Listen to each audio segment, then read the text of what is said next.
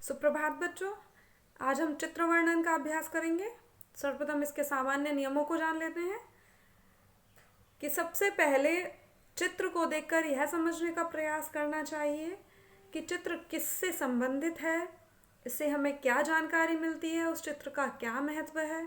इन सब चीज़ों को देखने के बाद में चित्र वर्णन का वाक्यों की रचना प्रारंभ करनी चाहिए और ये देख लेना चाहिए कि उन वाक्यों की भाषा सरल और स्पष्ट होनी चाहिए, वाक्य छोटे छोटे होने चाहिए।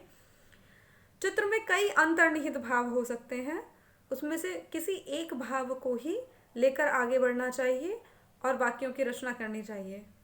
चित्र वर्णन में संबंधित चित्र का केंद्रीय भाव का वर्णन उसके प्रारंभ में अथवा अंत में अवश्य कर देना चाहिए।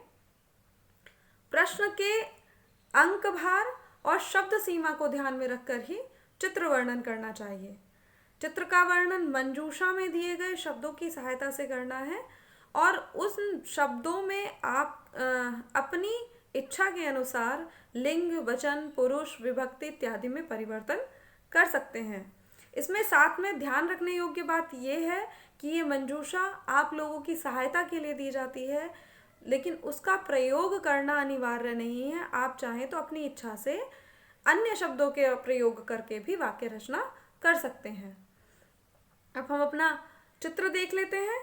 इस चित्र में बहन अपने भाई को राखी बांध रही है, दूसरा भाई प्रतीक्षा कर रहा है, माता पिता उन सबको देखकर प्रसन्न हो रहे हैं और इस चित्र का केंद्रीय भाव है कि यहाँ पर रक्षाबंधन पर्व मनाया जा रहा है। अब हम सबसे पहले इसकी मंजूषा के शब्दों को देखेंगे, उनके अर्थों को समझेंगे। अग्रजस्य, अग्रज का, बड़े भाई का। अनुजस्य, छोटे भाई का। भगिनी, बहन। स्वक्रमस्य, अपने क्रम का। रक्षाबंधनम, रक्षाबंधन। रक्षासूत्रम, राखी। करोति, करता है अथवा करती है। करिष्यति, करेगा अथवा करेगी। मणिबंधे, कलाई पर। मिष्ठान्नम, मिठाई।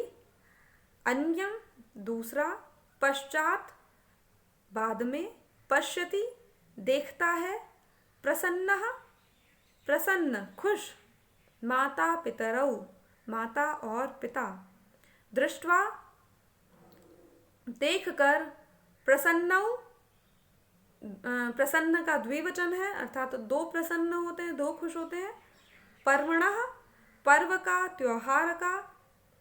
बध्नाति, बध्नाति अर्थात बांधता है। यहाँ पर बंधती शब्द गलत लिखा हुआ है, यहाँ पर बध्नाति होना चाहिए।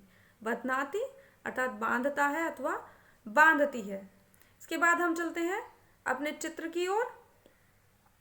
इसमें देखते हैं सबसे पहले यहाँ पर रक्षाबंधन पर्व मनाया जा रहा है, तो उसके लिए हम सबसे पहले वाक्य संरचना करेंगे कि अत्र रक्षाबंधन पर्वः आयोजयते अथवा रक्षाबंधन पर्वणः आयोजनम भवति।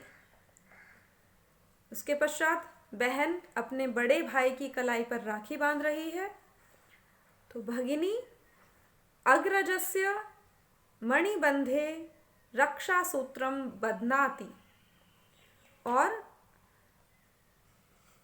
छोटा भाई अपने क्रम की प्रतीक्षा कर रहा है।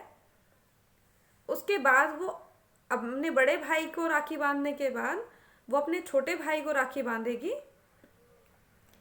तो हम वाक्य संरचना करेंगे कि तत्पश्चात सा अनुजस्य हस्ते अपि रक्षासूत्र बंधनम करिष्यति। अनुजः अपि स्वक्रमस्य प्रतीक्षां करोति। अनुज भी अपने क्रम की प्रतीक्षा कर रहा है और यहाँ माता पिता भी हैं। माता पिता उन सब बच्चों को देखकर प्रसन्न हो रहे हैं, तो उसके लिए हम वाक्य संरचना करेंगे कि माता पितरौ तान बालकान दृष्ट्वा प्रसन्नौ भवतः। इसी प्रकार हम अन्य चित्रों का भी वर्णन कर सकते हैं संस्कृत भाषा में। संस्कृत भाषा में सरल सरल छोटे छोटे वाक्यों का निर्माण करके। आशा करती हूँ आप सभी को इस चित्र का वर्णन करने में सरलता होगी। हम आगे की कक्षाओं में भी चित्र वर्णन का ही अभ्यास करेंगे। धन्यवाद।